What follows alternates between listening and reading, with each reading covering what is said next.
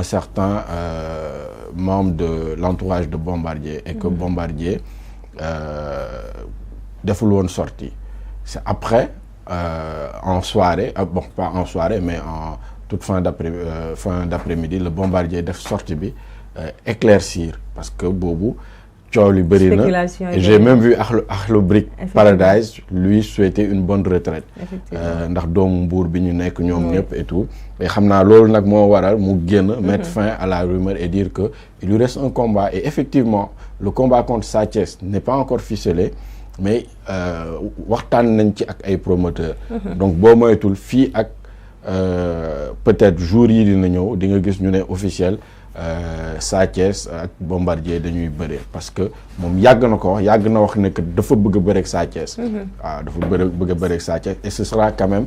un combat boo xam ne ci bu si jamais ñu ficelé ko Sa Thiès moo nar a gën a am pression. parce que Bombardier a fait. pare na carrière oui. instant bi ni ñu koy waxee day maanaam ñedd bool bi dem yoonam bu mu nee am benn cachet 80 millions mu yóbbaale ko fii ku fi dem retraite ak 80 millions wax dëgg fa yàlla sa retraite moom xaw na neex et donc Sa Thiès bi nga xam ne dafa am ñaari mbër yoo xam ne dañu daan Balla Gaye daan Sa Thiès muy Boy Niang 2 ak Eumeu Sène dañoo daan mag ji daan rakk ji et donc bu nanguwaatee Balla Gaye mi nga xam ne daan na ñaari Bombardier daan na ko ñaari yoon daanaat ko moom vraiment beaucoup de pression day maanaam génnee sax Sa Thiès ci kiiwu VIP yi maanaam Sa Thiès dootul am xorom gi nga xam ne jotoon na ko am ci lu mu nekk rakku Balla Gaye donc combat bi moom waru ko ñàkk d'autant plus que deux potentiels adversaires am kenn koo xam ne daan na ko ba pare Reug-Reug ak kenn koo xam ne mu ngi tukku seen waa kër yëpp muy Franc ñooñu ñoo mujjee daan Bombardier donc Sa Thiès il n'a pas le droit à l'erreur si jamais ce combat-là se matérialise. Il n'a pas droit à l'erreur surtout que dernier combat am sax daf ci jëlee défaite donc je pense que en ce moment moom il a beaucoup plus de pression comme l'a dit Demba Baro surtout que Bombardier n'a plus rien à perdre en ce moment que su dëgg la su génnee ci làmb ji nga xamante ne amaana mën nañ ko fësal fas moom ak Sa Thiès su génnee ak victoire ndam bu neex la parce qu'il sort avec la grande porte mais su génnee ak défaite aussi il a plus rien à perdre parce qu'il a plus rien à prouver c'est son dernier combat te bu boobaa dafa ñëw rek pour xëy na ni ko Demba waxee ñedd bool bi am ci ay wërsëg en tout cas ñu koy nuyu bu baax Bombardier sama xarit boobu ndeysaan yàlla na la yàlla may dam incha allah donc parce que man yow laa xam comme je dis man ku ma xam rek kooku laay ñaanal ku ma xamul du ma la ñaanal vu que je connais pas les Burkinabés je vais pas prier pour eux je connais que les Sénégalais donc je vais directement vers Seydina Ababacar Seydina ñi gis coow lu nekk autour de Bombardier Demba ni ko Demba waxee ñu bëri wax nañ ci il y avait beaucoup de spéculations mais apparemment tard dans la soirée ce matin même il a sorti des clarifications par rapport à ça pour dire que non arrêté wul làmb ji et que dese na ko benn combat et que suy arrêté dina woo ñi nga xamante ne ñoo di taskatu xabaar yi ñu wóyale information bi naka nga gisee situation boobu am démb. Alors je pense que en tant que sportif il a bien réagi de pouvoir même faire taire ces rumeurs parce que après sur le plan de son cachet sur le plan surtout pour faire nourrir un peu les partenariats et surtout son combat qui vient day contribuer beaucoup ci communication ak marketing qui va tourner autour de son combat et puis c'est un bon timing parce que comme dañuy wax combat à risque la pour ki muy bëreel mais pour moom aussi dire que combat bi moo ma dese te bu ma ci tollee dinaa déclarer damay arrêter ça a fait une porte de sortie beaucoup plus large que di xaar ba am peut-être benn défaite doo koy wax ne maa ngi bàyyi mais soo ko annoncé déjà en amont tey bu demee bu ci amee victoire bu ci amee défaite danaan li ma leen waxoon lay def donc c'est bien réfléchi et déjà en profiter pour le saluer pour le féliciter parce que on parle d'une personne qui a 47 ans 45 ans et qui continue à faire un sport de combat donc Bombardier quand on regarde li mu def ci làmb ñi mu bëreel ba fii ñi mu continuer di bëreek mag ba dem di mujjee di bëreek ay di préparer bëreek rakk donc ndaanaan la ci ndaanaan yi et je pense que nous devons tous bu demee ba jël retraite war nañ ko delloo njukkal comme ni ñu waree delloo njukkal sportif yi gën a mag ci Sénégal. merci beaucoup Seydina wax na dëgg sax nag dañ ko war a delloo njukkal parce que ndaanaan la Amina maa ngi lay nuyu di la dalal bu baax ci plateau Café des Sports parce que ginnaaw ñaaña jëf naa nag yaa ko wuute si ñu fas yéene ñëw rajaxee suñu il a peur depuis ce matin je vous l'avoue il a peur depuis ce matin j'ai commencé depuis les escaliers en bas pour commencer à lui lancer des pics. Donc il a vraiment. Un Burkinabé n'a jamais peur. Ne vous en faites pas. Je vais continuer. Alors Amina nuyu naa la. maa ngi lay fay Marceline di la nuyu di la ziar bu baax di wax ni aussi namoon naa la namoon aussi plateau Café des Sports di nuyu suñu invité yi mais di nuyu aussi sama xarit Demba Varor maa ngi lay nuyu bu baax di la ziar di souhaiter un très bon anniversaire à Souleymane Diagne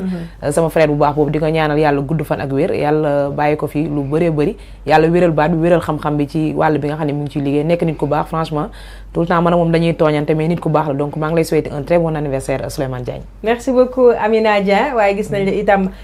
roy nga ci tànku Malang Sané ba dàq ko fu mu nekk nii l'homme des envolées Malang Sané ñu ngi koy nuyu bu baax moom tamit mi ngi en reportage moom ak kii di El Hadj génne nañ leen ci Ndakaaru gi nga xamante ne fa lañ toogoon di yuuxu les envolées ñu ngi instant bi Diourbel ñu ngi def ay reportage am solo ci match yi waaye yow gis nañ la démb itam nga yuuxu naan kokolaay Amina en tout cas tu fais un excellent boulot félicitations merci beaucoup à toi naka ngeen dundee match boobu ngeen xamante ne demoon ngeen ko reporter vraiment. waaw c'était avant-hier match ndaali la woon ak Dental donc mu nekkoon zone 8 A bu Parcelles mu nekkoon match bu neex li ñuy wax rek man c'est la première fois ma couvrir match nawetaan parce que tout le temps ñu ngi ci championnat Ligue 1 yi wala Ligue 2 mais maa ngi door a xam vraiment Amadou Kane li tax mu téye ci nawetaan ba léegi ak ñi nga xam ne ñoo ngëp nawetaan li tax ñu téye ko ba léegi dégg duñ ko ba parce que y a des ressources tellement que stade bi guichet fermé la loo xam ne doo gis sax ci championnat yi nawetaan bi stade bi fees del match bi am audience mu nekk mbir mu neex tamit ñun tamit ñu dem xam nga mu ànd ak sama confrère di Djibi Diop franchement joueurs yi aussi nga gis leen parfois li ma si gën a impressionné mooy tur yi nga xam ne moom la ñuy bind parce que ñoom dañuy daw li nga xam ne la ñuy wax xon donc tur yi ñuy bind ci seen liste yi ak li ñuy bind ci seen maillot yi du benn donc da ngay gis joueur boo xam day bind Beuz kii bind Koko Laay kii bind Kiriko te alors que boo xoolee ci feuille de match bi doo gis loolu donc li ngay mën mooy di reporter par rapport ak li ñu bind seen maillot yi pour neexal affaire yi donc Koko Laay aussi nekk doomu Figne Beach nekk doomu Guédiawaye impressionné man trop ci deuxième mi-temps bi dafa dugg rek changer match bi boo xoolee lu gàtt la comme Sabel mais fu ko neex la saa di jaar bu nekk bu neex Marceline donc Malang dafa nekk boor be ñu nit ñi ngi Dakar di yëngal parce que boo xoolee zone Dakar bi nawetaan dafa nekk ci loo xam ne nii dafay dundal surtout koñ yi donc des sports aussi da ciy gunge gars yi ñi nga xam ne mënuñu dem stade dañuy toog seen kër teg seen caay nit teg seen café Malang toog boor be Amina Dieng toog boor bi ñu koy yëngal Marceline jeex na dañ koy yëngal ba mu saf comme tu l'as si bien dit nawetaan dafa nekk activité boo xamante ne de vacances mais activité bu neex activité bi nga xamante ne ça fait plaisir à tout le monde ñëpp a koy seetaan ñëpp a koy suivre même si des fois ñun dañuy guddee wàcc sax mais teewul dañuy jéem a suivre li nga xamante ne moo di nawetaan alors Koko Laay bu Amina ngi nii vraiment mi ngi nii c'est le numéro 2 le remplaçant qui est en train de monter le match qui est en train de changer le physionomie du match du côté de Dental avec des 1-2 non ce Koko Laay il est majestueux je vous l'avais dit nee naa la comme Boyam Diaz la et sur le match la yor gàtt na ndaama la gauche bi dafa gaaw bu la xasee boo xam xoolal mu def si entourage bi ligne médiane bi dafa tak xam nga comme si il est marié avec le ballon franchement Amina. loolu la ñuy wax gàtt saf parfois gàtt da ngay am njëriñ ci benn côté yàlla du tëj lépp. à Sabel Olivia Diagne mais Sabel du ko tontu donc Amina tout de suite on était en train de parler ki nga xamante ne moo di Bombardier muy un très grand champion bi nga xamante ne des na ko benn combat boo xamante ne on peut dire que c'est un peu de pression face à ki nga xamante ne moo di Sa Thiès parce que dëgg la li gën a neex mooy sortir par la grande porte mais su génnee ak défaite je pense que loolu du ko neex mais itam pression la ci ki nga xamante ne moo di Sa Thiès noo gisee ñaar ñoo ñaar a tase waaw mu nekk combat bu neex comme ni ñu koy waxee rek Bombardier champion la donc mbër la boo xam ni dafa def jaloore ci Sénégal kenn du ko présenté ci champion yi ci champion la ci champion yi mu nekk mbër boo xam ne tout le temps gis nañ ci côté physique bi côté doole Bombardier bu taxawee mbër nii sax pour nga ñemee ko dugg ko sax day daal di jafe donc Sénégal moom dañoo gaaw yóbbu nit retraite sama genre gi sax donc xëy na peut-être le fait que gars yi annoncé retraite am moom génn na def benn annonce donc loolu ci côté marketing dina jouer ci combat bi nga xam ne mu ngi koy am ak contre Sa Thiès mais parfois Sénégal da ngay gis mbër wala soit benn joueur ne damay def retraite mu dem ba quelques moments après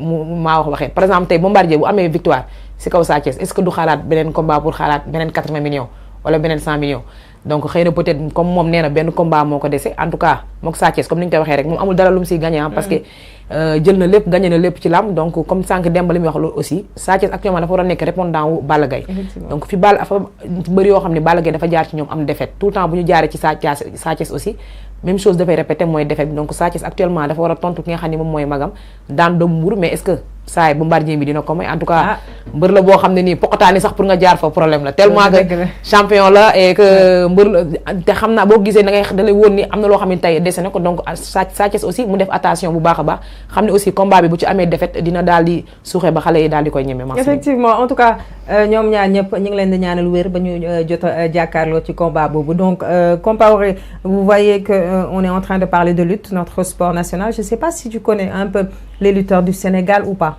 Il y a certains dont je connais. D'accord. Bombardier, vous le connaissez? Oui, de nom. D'accord. Vous voyez son âge, à presque 40 ans et poussière, on peut dire presque 45 ans, 47 ans. Et il a toujours cette forme physique, il a toujours cette hygiène de vie. Que pensez-vous des sportifs qui font des sports de combat et qui ont toujours une hygiène alimentaire, une hygiène de vie qui leur permettent de pouvoir compétir jusqu'à un certain âge? Bon, moi je pense que d'abord c'est admirable et puis c'est très fabuleux parce que jusqu'à un certain âge et garder cette discipline sportive là et puis dans cette diététique là, je pense que c'est franchement à montrer dans les écoles de ceux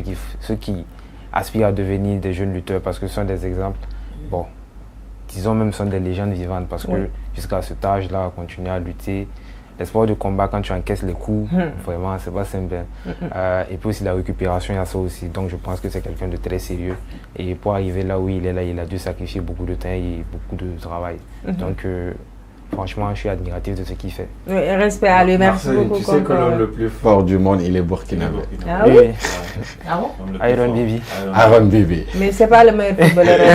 Il a pratiquement la même forme physique que